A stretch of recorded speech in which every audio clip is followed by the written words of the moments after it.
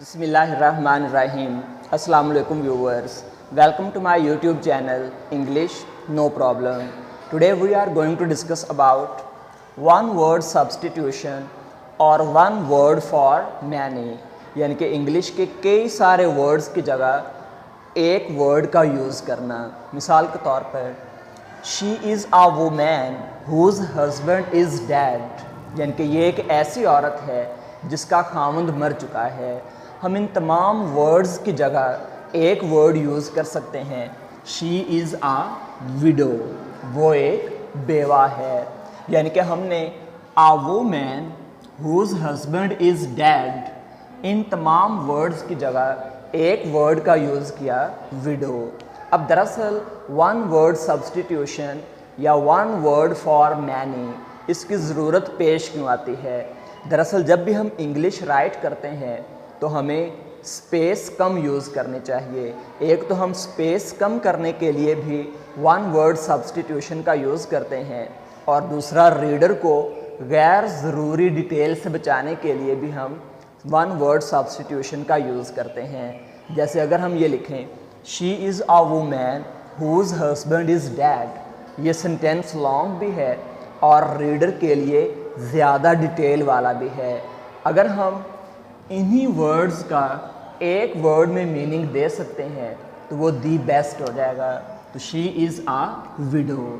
आज के लेक्चर में हम इसी तरह के कुछ वर्ड्स पर बात करेंगे जिनके लिए हम एक ही वर्ड का यूज़ कर सकते हैं. मिसाल के तौर पर a person who checks accounts, यानी कि ऐसा शख्स जो पड़ताल वगैरह करता है, हम उसे ऑडिटर और उर्दू में पड़ताल कुनिंदा कह सकते हैं.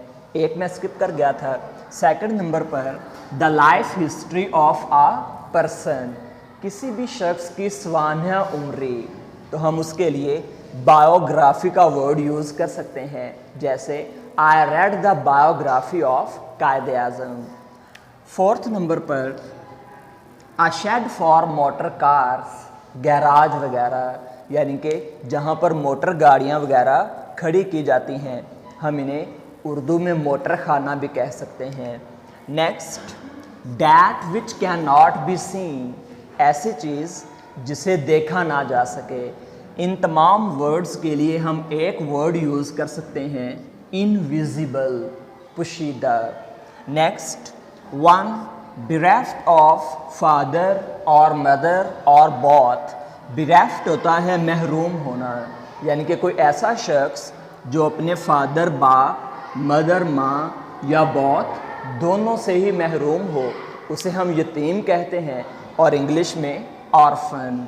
Next a person who lives on vegetables only, यानी कि ऐसा शख्स जो सिर्फ़ और सिर्फ सब्ज़ियों पर गुजारा करता है, हम उसके लिए वन वर्ड यूज़ कर सकते हैं वेजिटेरियन, सब्ज़ी खोर. Next a place where experiments are carried out, ऐसी जगह जहाँ पर तजर्बात किए जाते हैं, इसके लिए हम वन वर्ड यूज़ कर सकते हैं लेबॉर्ट्री, तजर्बागाह.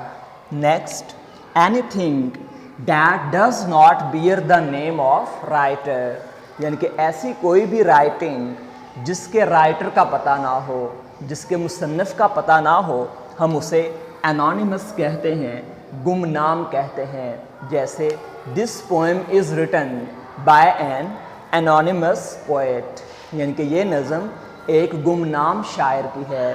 Next one who easily gives up his party और प्रिंसिपल्स, ऐसा शख्स जो आसानी से अपनी पार्टी बदल ले या अपने उसूल बदल ले, यानी कि कभी किसी पार्टी में चला जाए, कभी किसी पार्टी में चला जाए, या कभी अपनी कोई बात कर दे, कभी कोई बात कर दे.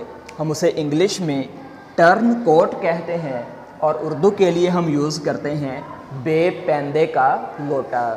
आज के लेक्चर में हमने डिस्कस किया कि कई सारे वर्ड्स के लिए अगर हम एक ही वर्ड यूज़ कर दें तो उसे हम वन वर्ड सब्स्टिट्यूशन कहते हैं या वन वर्ड फॉर मैनी कहते हैं. और इसका फ़ायदा क्या है कि ये एक तो हमारी स्पेस बचाता है, और दूसरा रीडर को गैर ज़रूरी डिटेल से बचाता है. Thanks for watching. Kindly like and subscribe my channel. Allah Hafiz.